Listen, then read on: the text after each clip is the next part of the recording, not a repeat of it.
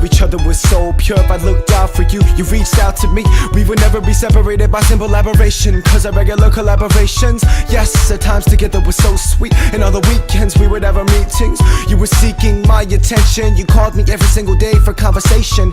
You were confident even when the problems and obstacles and potholes were challenges. You trusted me amidst your disarray. I hoped you stayed to hear what I had to say. My encouragement was your strength to carry on, even though you relied on Dom Perignon. You wanted a higher love, I provided. You are my bride, why did you fight it?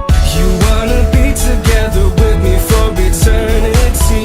You turn your head the other way and choose to feed your greed. You are my masterpiece, I have washed your feet. My love for you will never change, I will never change. No matter what the world says about you, truth will always stand and it'll bear fruit. Sometimes you're embarrassed of me, and yet so arrogant to your peers like Pharisee. Heresy floats on the surface. Instead of bidding on my rock, you decide to throw them.